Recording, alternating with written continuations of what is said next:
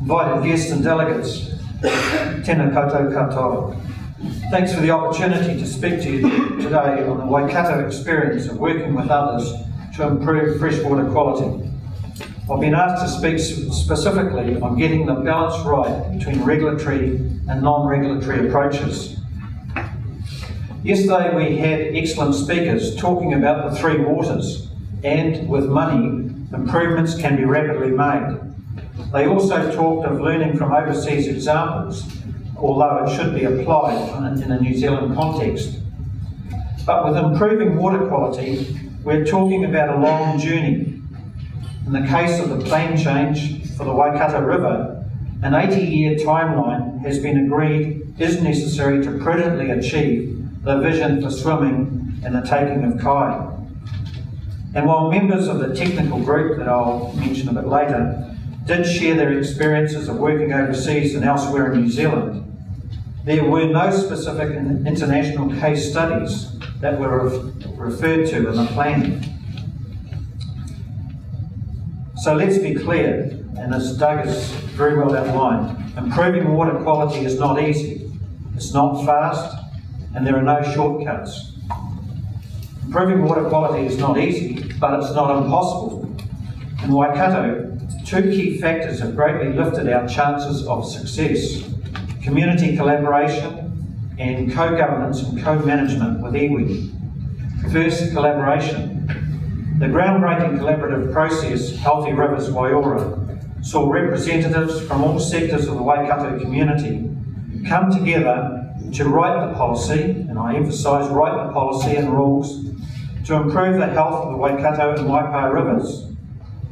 The stakeholders drew up the plan. Regional Council merely approved it to go out for consultation. We're not saying it's the only or best way to improve regulatory change, but in my experience, it's delivered a level of ownership and leadership not seen before. Our industry leaders feel they have an obligation to make it succeed, and they're giving it their all. And I'd just say it's not easy, it's complex.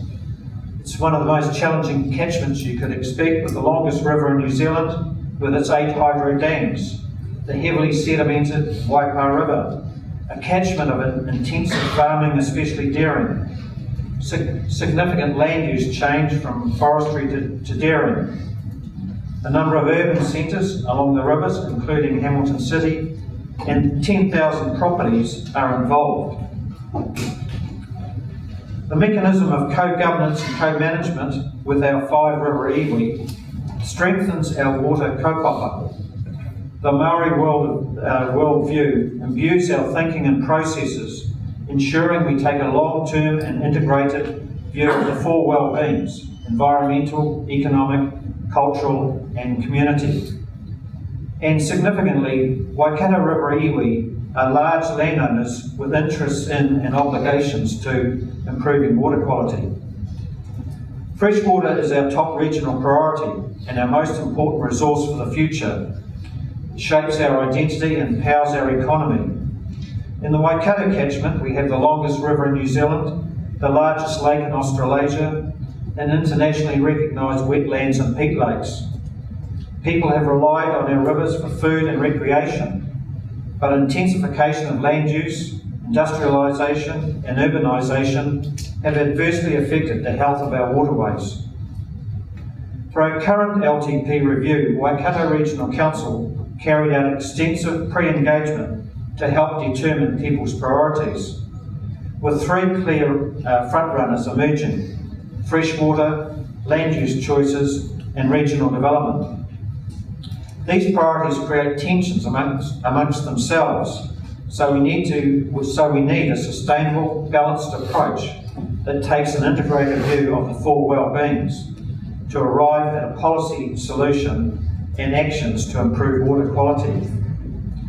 In the Waikato, and I acknowledge changes are happening elsewhere in the country as well, we're fortunate that people recognise that to do nothing is not an option. They want to make a difference. The environment has changed. As a dry stock farmer, I first started protecting bush in the 1980s, when it was seen as a fringe activity of green activists. But protecting the bush literally grows on you. For most landowners, it's now an integral part of good land management, and we recognise enhances rather than compromises farm economics. These changes didn't come about through regulation. They came about because people made their own decisions about what the right thing was to do. Fundamentally, improving water quality is not purely a matter of science or economics. It's always about people, their views, their values, and their own personal situations at particular points in time. It's about people wanting to be part of the solution and acting accordingly. It's always political. Politics, of course, is the art of the possible. And in the Waikato, we have been exploring what is possible and achievable through voluntary, the carrot, and regulatory, the stick, approaches to improving water quality. Regulation, as you know, underpins a well-functioning society. In simple terms, it protects people, property and the environment from harm. But traditionally, it's been the slowest, most expensive and most contentious way to a solution. Good regulation requires collaboration between local government, iwi, industries, landowners and the wider community. The collaborative Healthy Rivers process I referred to earlier started around 6 years ago. It brought together stakeholders to change the Waikato Regional Plan to help restore and protect the health of the Waikato and Waipa rivers. The plan change will over time reduce sediment, bacteria and nutrient entering water bodies in the catchments totalling 1.1 million hectares. The 24-strong collaborative stakeholder group representing all parts of the community drafted the plan, and I acknowledge there are 2 members of that group that are here today. The aims are to ensure rivers and lakes are safe to swim in and take food from, support healthy biodiversity and provide for social, economic and cultural well-being. These individuals each attended more than 600 hours of meetings and gave countless more hours to the project through prepping for meetings. Some agendas were up to 200 pages and included really technical detail, and also representing the group at public meetings and ongoing consultation with their respective sectors. So they had to get up to speed on complex technical matters, be aware of the RMA process, and then be an effective advocate on behalf of their sector. This collaborative group was supported by a technical alliance of specialists led by NIWA's General Manager of Strategy, Dr. Bryce Cooper. Dr. Cooper advised us early on that while good science was essential, ultimately we weren't really dealing with a technical issue, but rather a people issue. Time is yet to tell us if Healthy Rivers has been less contentious than traditional approaches, but I can tell you it's been neither quicker nor cheaper. But having said that, I would say that this front-end consultation is progressively achieving greater buy-in and ownership. Before, when we started this process, it was a case of why should I do it? Now it's a case of what do I need to do? So if we accept that getting major new rules in place takes about 10 to 12 years, as Doug mentioned, we need to think about changing behaviour on the ground. This is where the restoration strategy for the Waikato and Waipa rivers, launched by Environment Minister the Honourable David Parker last month, comes into play. The 15-year strategy is a collaboration between the Regional Council, the Waikato River Authority and Dairy NZ. It provides a prioritised master plan for restoration activities. I want to acknowledge the leadership of the sectors, particularly Dairy New Zealand, in encouraging and supporting the clean-up of our waterways. Like the Healthy Rivers Waiora process, the development of the restoration strategy has involved an extensive collaboration with iwi, landowners and the community, and is based on the same robust technical underpinning that bolster our regulatory approach. In a nutshell, to achieve desired outcomes, regulatory and non-regulatory approaches need to be complementary. mutually reinforcing and based on the same foundations of agreement on technical issues, prioritisation and collaboration. Agreement on technical issues. Good science and technical support have ensured a truly well-informed and collaborative process for both the regulatory and non-regulatory approach. However, I believe the restoration strategy offers clear benefits and incentives to encourage voluntary change. It provides a plan for improving the entire Waikato River catchment, which signals to all investors, landowner, public, private and commercial, where the priorities and opportunities lie. It shows where the River Authority and Regional Council might provide funding and advice to landowners to achieve water quality objectives. Crucially, people are more likely to implement effective, enduring change on the ground with the strategy's carrot rather than as a result of a regulatory stick. Prioritisation. Science told us that the remaining major sources of the four contaminants were diffuse discharges from pastoral farmland. But where in such a large catchment do we get the most return on investment? Both Healthy Rivers Waiora and the restoration strategy are premised on the same prioritised approach to sub-catchments, which determines both the timing of policy interventions and the non-regulatory focus, which includes catchment work, retiring land, fencing, riparian planting and so on. Computer modelling supported by ground truthing has enabled an integrated approach to managing the four contaminants and identified where to prioritise efforts in the 74 sub-catchments. Given limited resources, prioritisation is essential. Collaboration. Returning to the point that improving water quality is primarily a people issue, we have invested substantial resources in collaboration. Collaboration succeeds on enormous investments in goodwill and time. It is expensive, but essential to ensure ownership of both problems and solutions at industry and landowner level. This is because effective solutions require long-term behaviour changes by industry and landowners. In a collaborative process, iwi landowners, industry and government test and challenge ideas and positions. They gain a wider understanding of the respective positions and they are able to tackle water quality problems by establishing regulatory and non-regulatory mechanisms that properly balance and reflect the needs and interests of current and future generations. Collaboration is pure politics. It is the art of the possible. A community holds a pen for both statutory and non-statutory plans. And they do a better job of it than councils, according to a seasoned independent planner who has been involved with other catchment plan changes elsewhere in the country, who has rated Healthy Rivers Plan an 8 out of 10 against the usual council product, which scores 5 out of 10. Getting the balance right means that we don't have to sacrifice a strong economy for a healthy environment. Urban and rural folk alike are doing what they can to improve the health of our waterways, and real success will only come through change on the ground. In closing, I encourage you to think of this. Yesterday's activist was the person who said the river was dirty. The activist today is the person who cleans up the river. Be that activist. Thank you very much.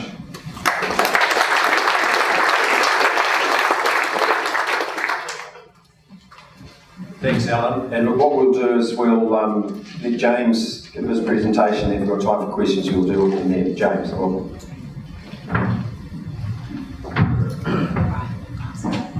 Te Maria kia tātou katoa. Good morning, everybody. I'm going to talk to you this morning about some contemporary and historic experience in Hawke's Bay with respect to freshwater planning, with the objective of drawing some observations and conclusions about the relative benefits of different approaches.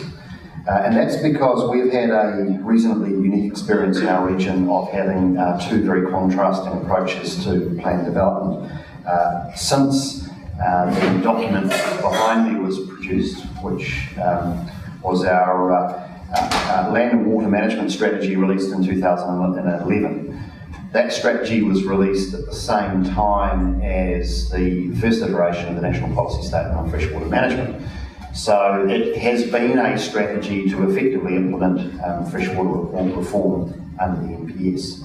And the strategy has a particular emphasis on catchment-based planning with communities and taking a particularly integrated and holistic view of all of the activities in those catchments and planning in a way that optimises outcomes across all of that, including the possibility of water storage.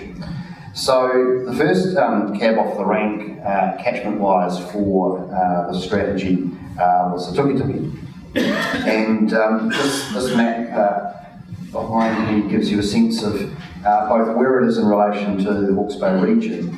And I think what's particularly striking about the catchment is the large catchment it has at the top and how it narrows right down to a particularly narrow point in the north where it meets the sea.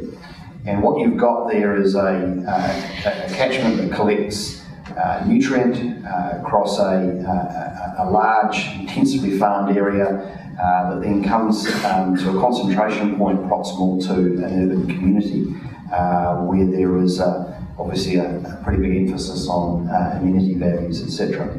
So this catchment presented the Regional Council with a particular set of issues because in the orange, pinkish zone that you can see, there is a significant groundwater resource, the Ruataniwha aquifer system. And that groundwater resource is effectively confined and it discharges through surface surface flows back into the tributaries of the Tukituki River and ultimately down the catchment. And as a consequence of allocation of that groundwater resource for intensive agricultural production over the last 30 years, that groundwater resource effectively became over-allocated. And the river was, particularly in times of low flow summer, getting to levels that were unacceptable for the community and for supporting ecological values. So the plan needed to deal with an over-allocation of water resource and a nutrient concentration profile that was particularly dominated by phosphorus and sediment from some of the hill country farming and the more intensive cropping practices on the plains. The zones that you can see in the map represent the areas that were intended to be irrigated by the Ruataniwha water storage scheme, which I'll just assume that everybody in the room knows a little bit about. So the proposal was to develop a water storage solution that would deliver on the objectives that the council had for freshwater reform under the NPS.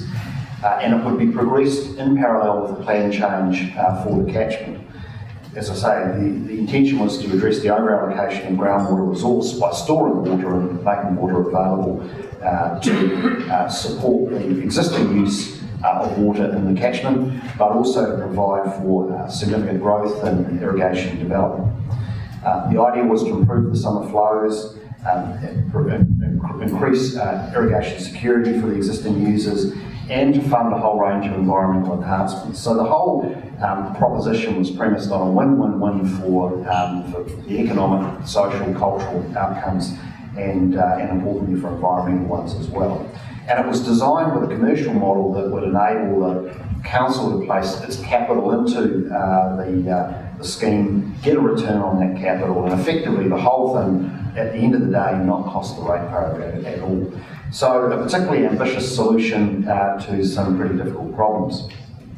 Now, because the council was both the developer and the regulator in this case, the council elected to invite central government to appoint a ministerial appointed board of inquiry to oversee both the consents for the scheme and also for the associated plan change for the catchment.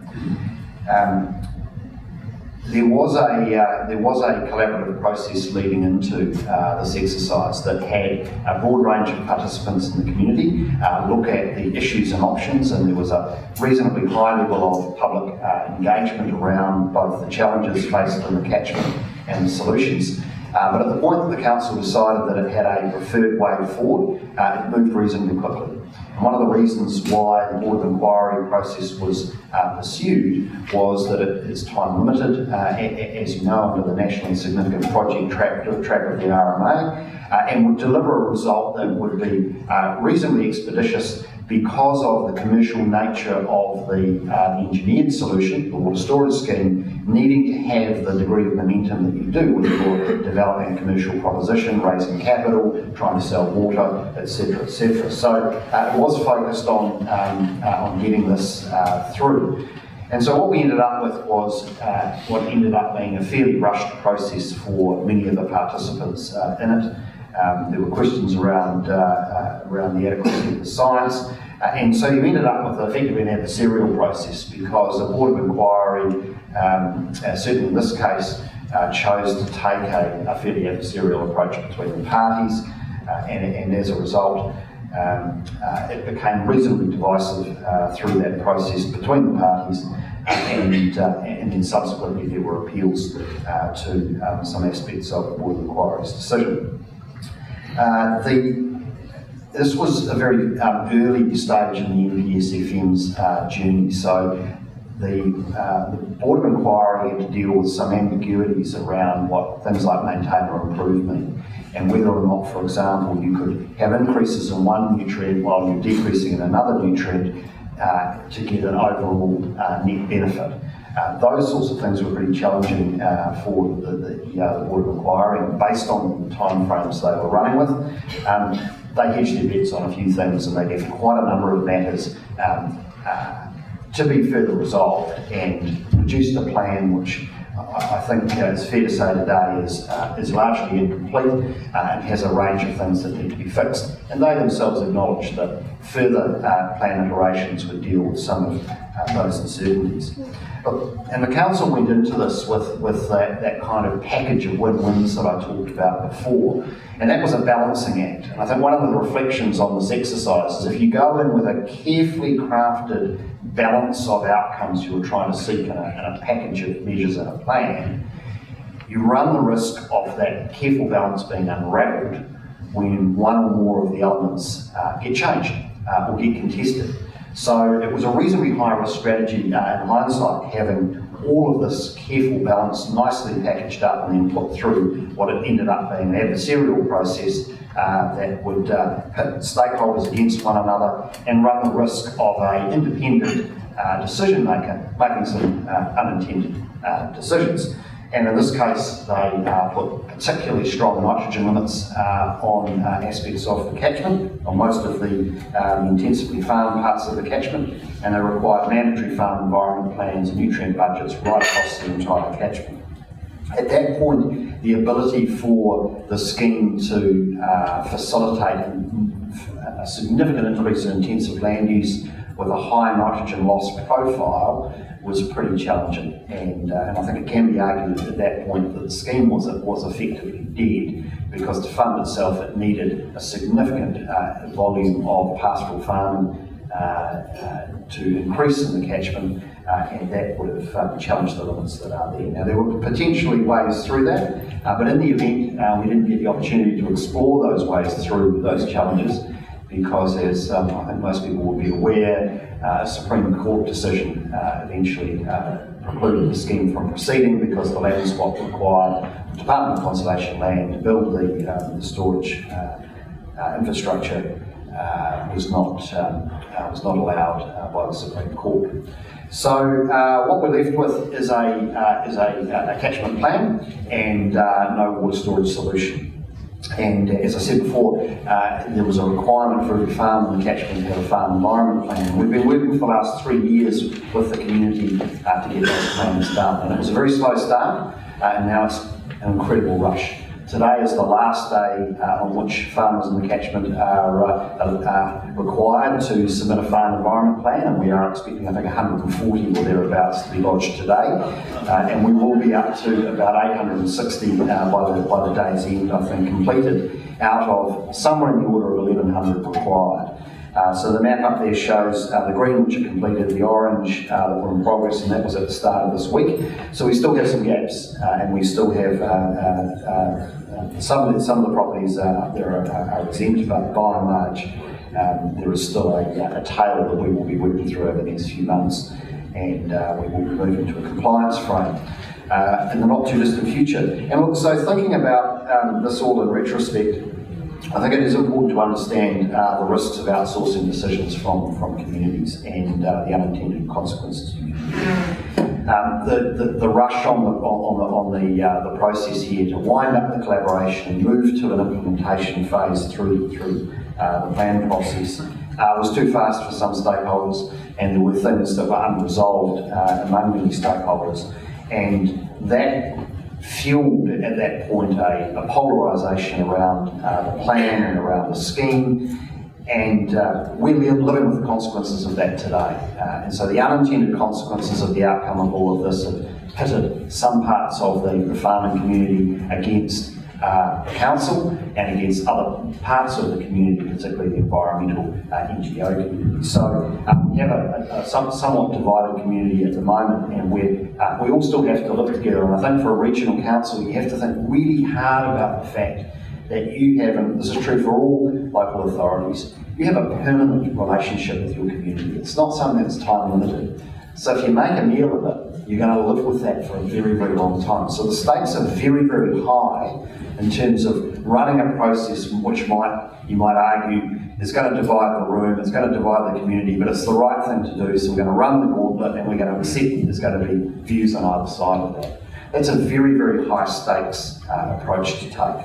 So, in hindsight, the speed of delivery here drove some of that divisiveness. It was very much a very rational, science-based approach to how we constructed the proposed plan and the rules. It could all be justified with science, etc. But it didn't meet the sniff test of the public that we were going to have a 30 to 40% increase in dairying and a 40% increase in nitrogen loss, which was all okay because we were going to offset it through other means. So I think you have to recognise that there are a broad range of values across the community which have legitimacy, and taking a more precautionary approach, for example, is quite legitimate for communities when it comes to long-term environmental decisions. So taking more of a knife-edge approach to your science and analysis and your cost-benefit is pretty high risk when you've got a community that is taking a long view and wanting some degree of precaution.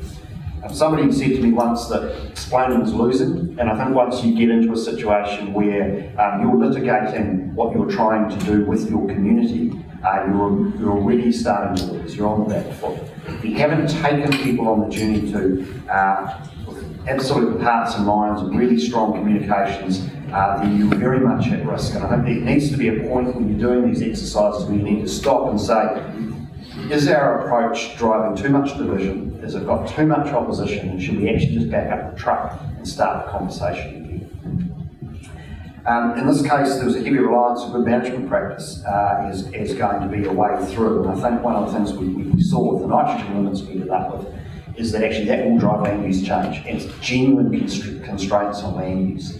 And so we have to accept that when it comes to limit setting, land use change and constraints on land use are inevitable. And look, the final point I'd make, and reflecting on this one, is that we should expect going into planning processes, consenting processes, that litigation is likely. You want to try and avoid it, but if you take the view that it is likely, and therefore you are going to lose control of the outcomes as a council because they're going to be determined by the judiciary, then you need to think very hard about how much risk you're prepared to take. Because you may end up with a plan, and in this case we did, that the community didn't ask for, and now we as a regional council need to implement.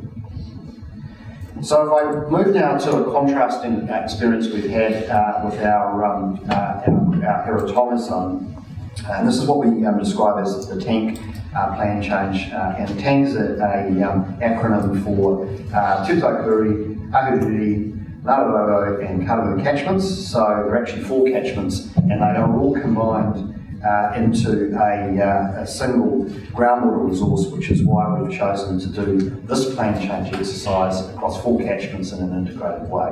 So incredibly complex hydrologically. 4 river systems, a very significant groundwater resource on which 85% of the region's population lives, works. It is the prime source of municipal supply for drinking water, strong coastal impacts, and so the NPS does require us to take into account climate change, our coastal and marine environments. So this is a completely systems-based approach to planning, with all of the social, cultural and economic overlays with all of that. So enormously complex exercise, and the science that we've had to invest in has been pretty significant to support decision making on this. And so we've spent on the groundwater model alone over $2 million developing a state-of-the-art groundwater model that has 87,000 different nodes within it that all interact. We've had to run it on a supercomputer network to do the modelling, and this is part of probably about $5 million investment in this plan change exercise. So pretty heavy duty, so that we can understand what is precisely going on with various different management scenarios in terms of water allocation and the effects on water quality. So in 2012, after that the strategy was launched and we were embarking on the Tuki plan change, we also embarked on this collaborative stakeholder process here. Big collaboration, more than 30 stakeholders, incredibly resource and time intensive. We're up to meeting number 40. And we will probably be done in about 2 meetings' time. So we're aiming to have the whole thing completed in August, and then off for council decision making and notification. So it's been an enormous effort. This group has been together for nearly 6 years. They've had 40 odd meetings together, and what they've done is interrogate all of the science, each other's positions and values, and had a very, very deep engagement.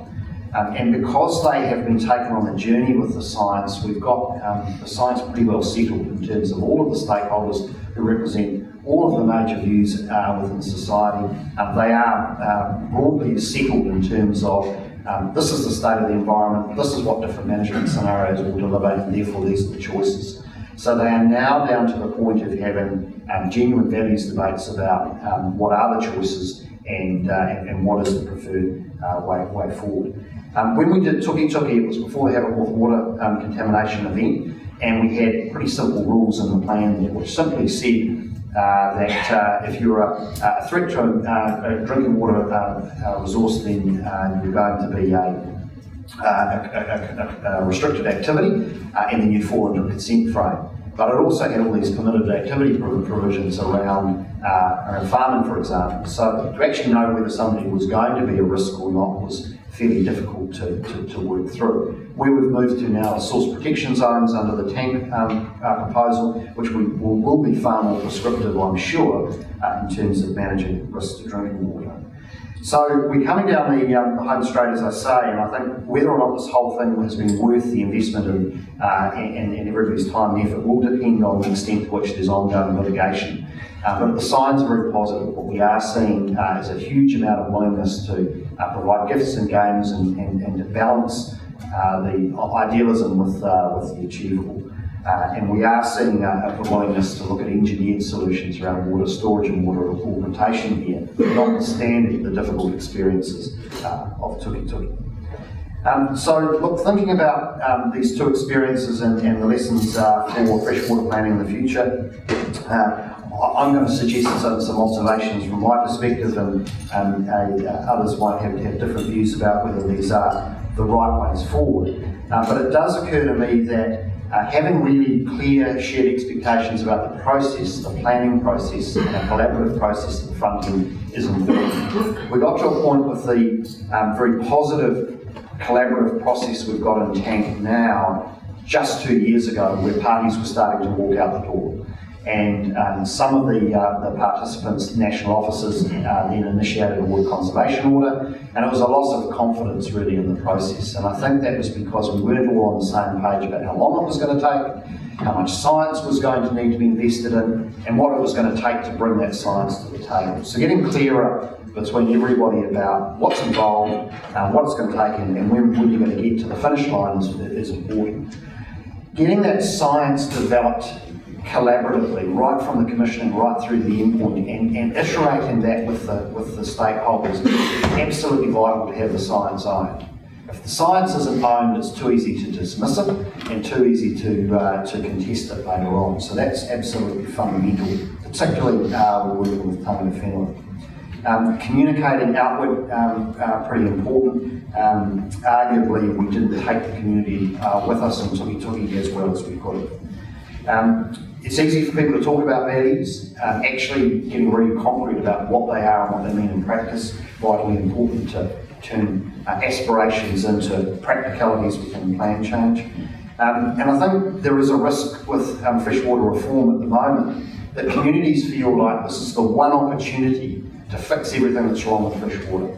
It's taken hundreds of years to get to the points that we're at today. It will take decades to remediate all of our freshwater challenges. And so I think getting people to understand that this is an adaptive process, that there are multiple horizons that need to be considered here, and it is a journey that will take multiple plan iterations is pretty important. Because what that then takes people away from is trying to achieve perfection. And then you can have a conversation about priorities. And that's where you start getting the focus on the practical solutions and getting the commitment to those.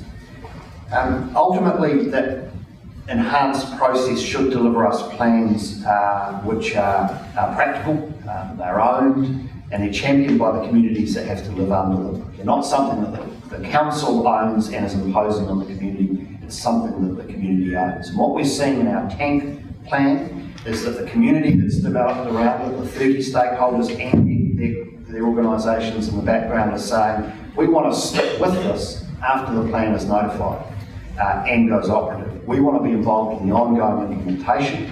We want to build community sub-catchment groups, and we want to very much be the drivers of this with the council's support, but we don't see the council implementing this. We see ourselves as a community implementing this plan change. And that's precisely where I think you want to be. I've covered most of the issues up there already, and we have heard about the complementarity of the regulatory and non-regulatory approach. And I just do want to say that in our case, we've elected as a council to invest very heavily in both.